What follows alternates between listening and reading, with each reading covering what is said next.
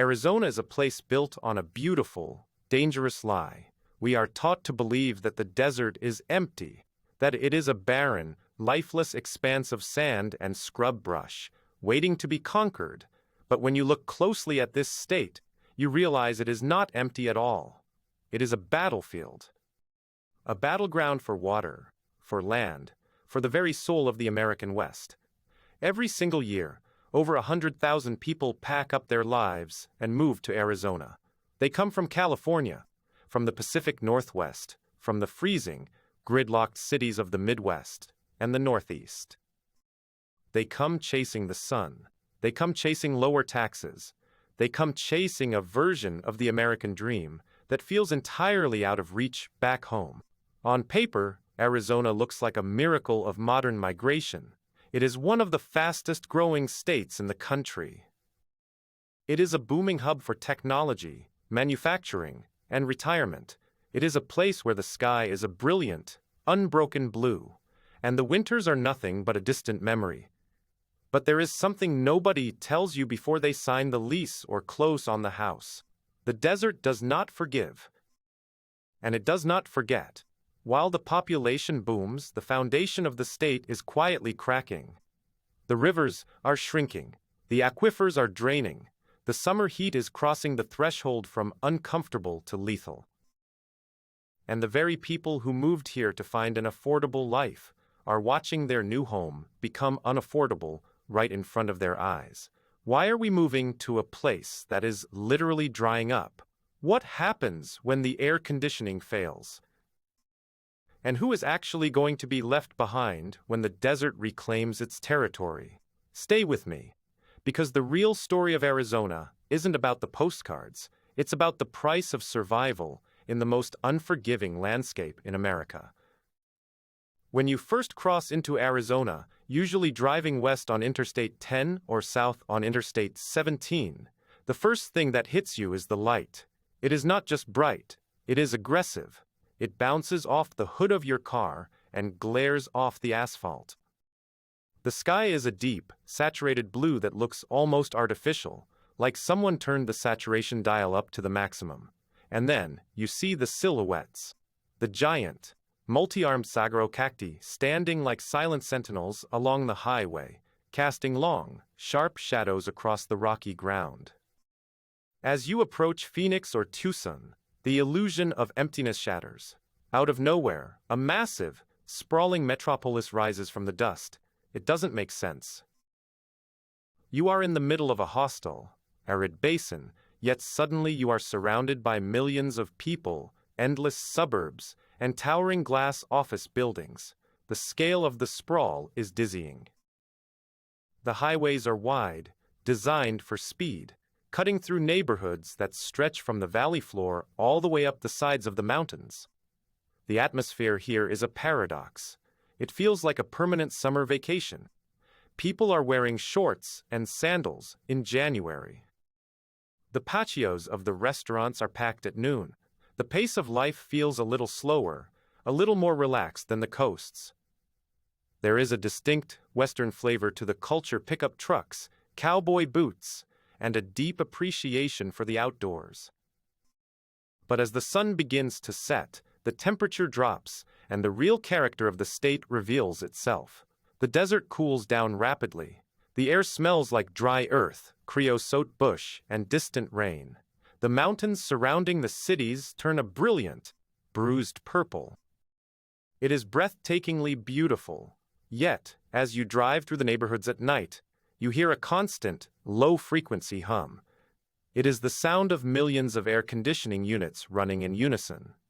It is the sound of a state fighting a daily, invisible war against the climate. And it is a reminder that this paradise is entirely dependent on modern technology. So why do people keep moving here? Why are they trading their lush, green hometowns for a landscape dominated by cacti and concrete? It starts with the weather.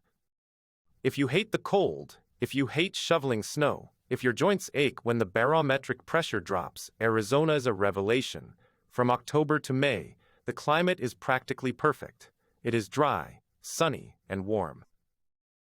You can play golf, hike, bike, or just sit by the pool almost every single day of the year. For retirees, this isn't just a luxury, it is a health benefit. It is a reason to live. Then there is the financial appeal. Arizona has historically been a low-tax state. There is no tax on Social Security benefits, which is a massive draw for the millions of baby boomers looking to stretch their retirement savings.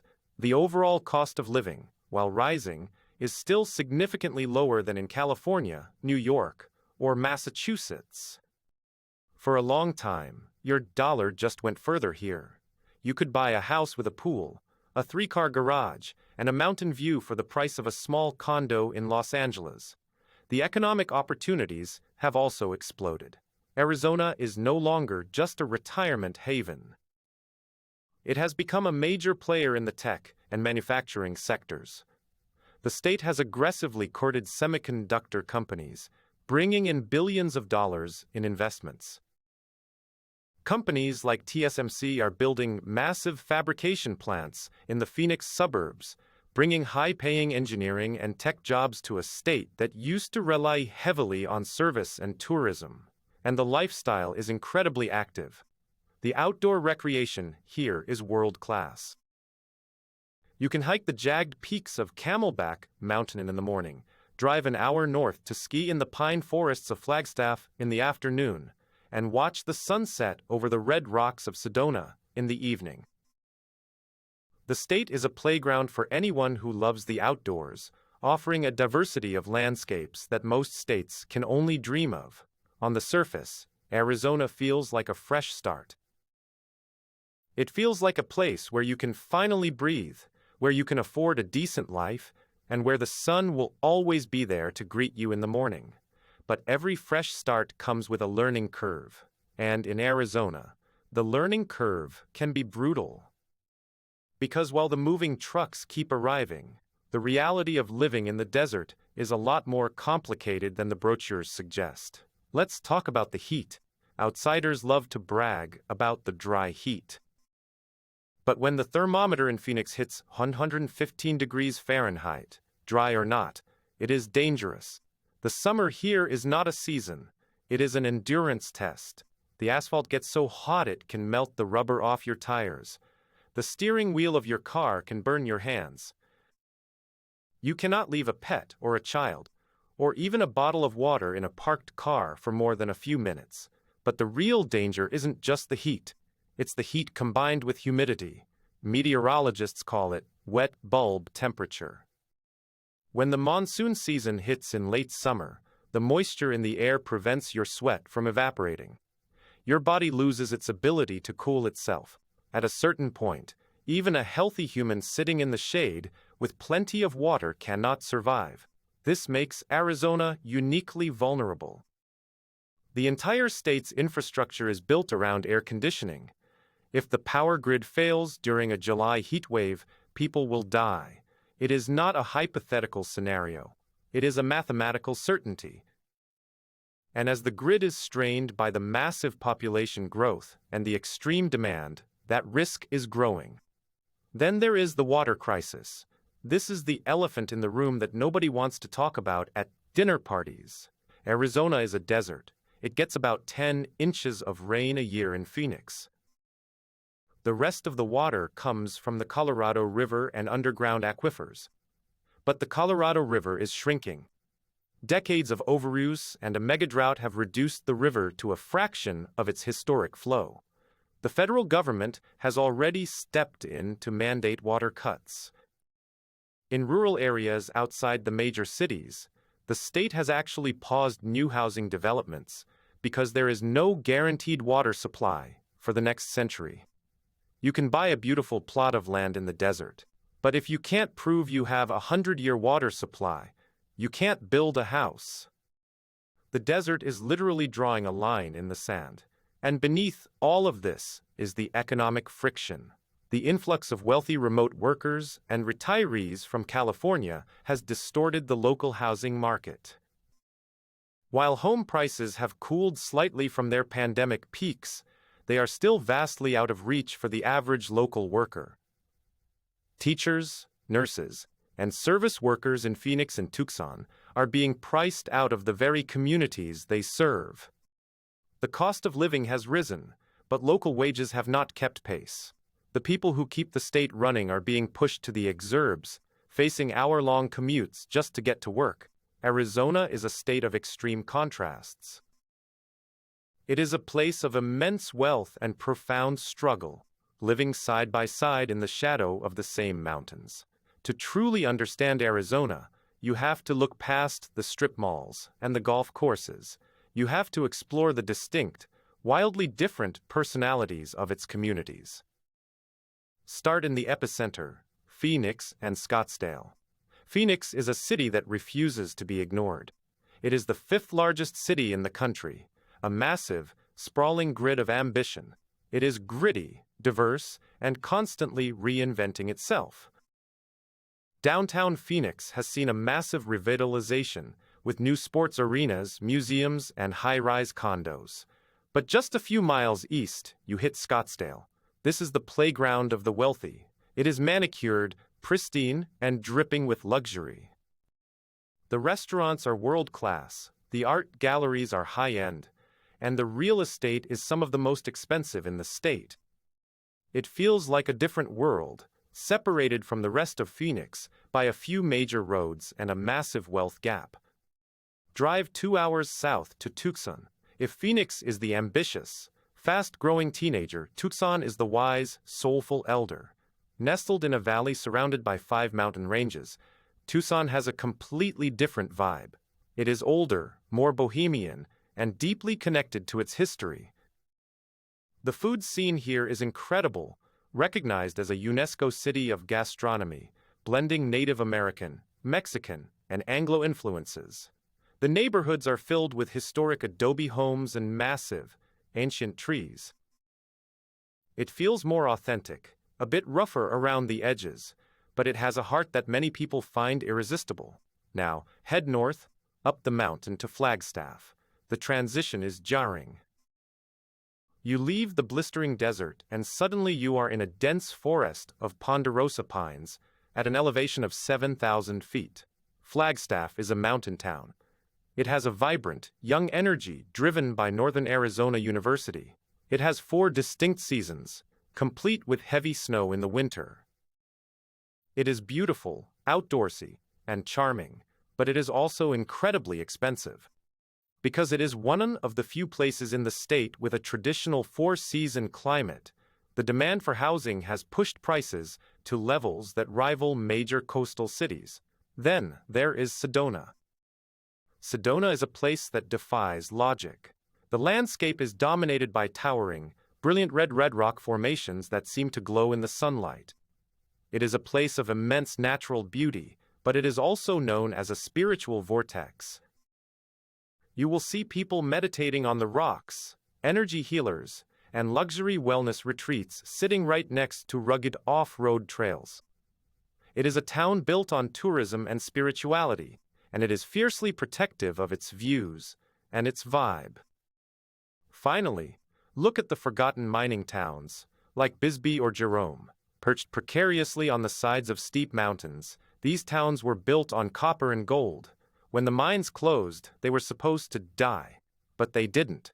Instead, they were discovered by artists, writers, and eccentrics. Bisbee, in the deep southeast corner of the state, feels like a time capsule. It is quirky, colorful, and deeply historic. The streets are steep, the architecture is Victorian, and the community is tight-knit. These towns are a reminder of Arizona's rugged, wild past surviving on charm and sheer stubbornness. Now let's talk about what's really driving everything. Because the story of Arizona is written in the data, and the numbers tell a fascinating, sometimes alarming, tale. Arizona's population recently crossed the 7.4 million mark. It is consistently one of the top 3 fastest-growing states in the nation. Over the last decade, the state has added nearly 1 million people. That is the equivalent of adding the entire population of San Francisco to the state, and then doing it again. But this growth is highly concentrated. The Maricopa County area, which includes Phoenix and its sprawling suburbs accounts for the vast majority of this growth. The rural counties, meanwhile, are largely stagnant or shrinking. The state is urbanizing rapidly, and the countryside is being left behind. Home prices tell the story of the migration shock. Before the pandemic, the median home price in Arizona was around $250,000. It was incredibly affordable.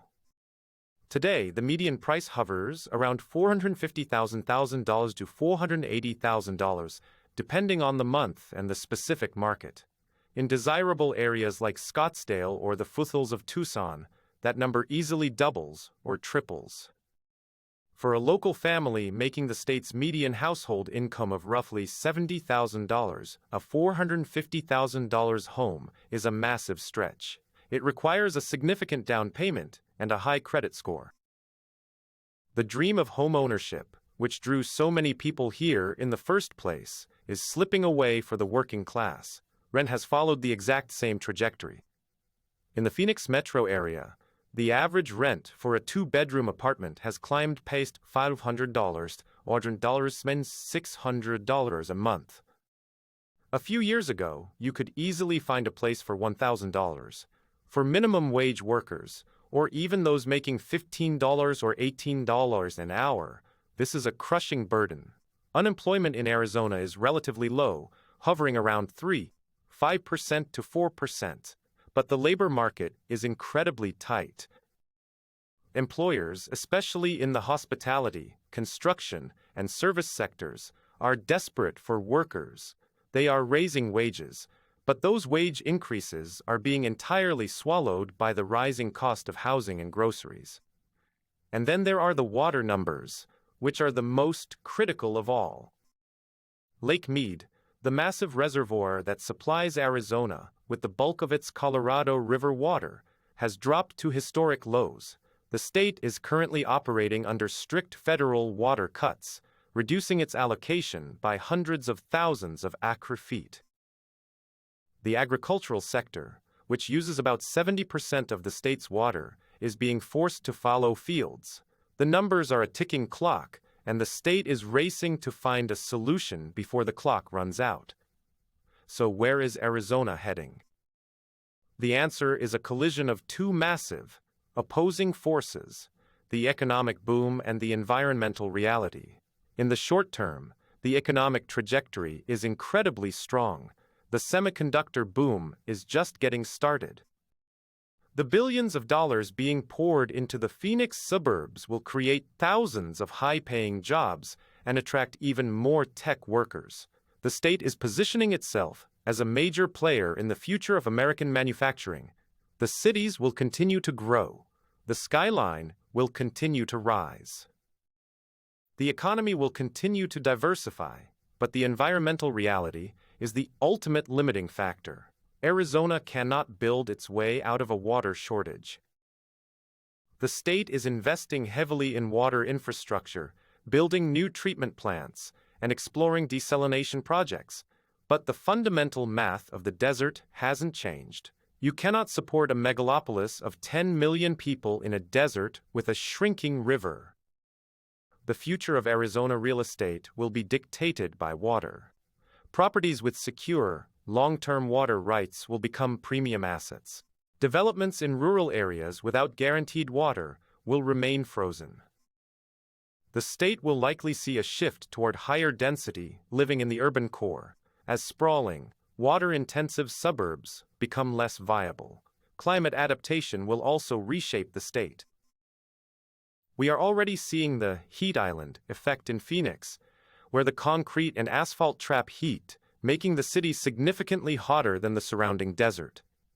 The future will require massive investments in shade, green spaces, and cooling centers.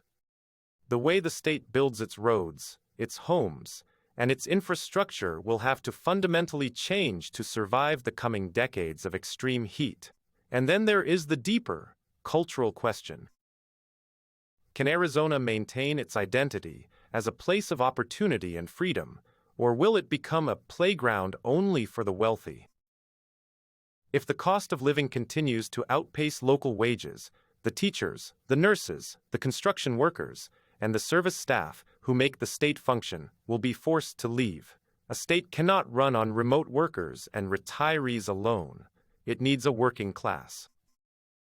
And if the working class can no longer afford to live here, the state's foundation will crumble. Arizona is at a crossroads.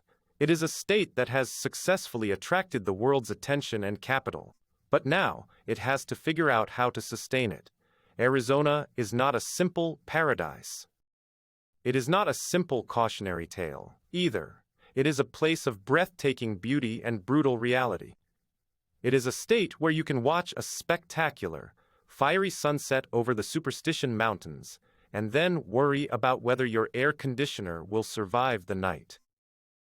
It is a place where a booming tech economy sits right next to a drying riverbed. For some, Arizona is the ultimate fresh start, a place to escape the cold, the congestion, and the high taxes of the coasts. A place to build a life under a wide, open sky. For others, it is a place of growing inequality, where the desert dream is priced out of reach, and the climate is becoming increasingly hostile. For many, it is both at the same time, and maybe that's the real story. Not whether Arizona is a good place to live, but whether it is a place that can survive its own success. So the question is not just about Arizona. The question is about what you are willing to trade. Would you move here? Could you handle the blistering heat, the dust storms, and the underlying anxiety of a water crisis in exchange for the endless sunshine, the mountain views, and the financial freedom? Or would you watch it change from somewhere else? And more importantly, when the sun sets over the desert and the air conditioners kick on for the night, will the oasis still be there in the morning?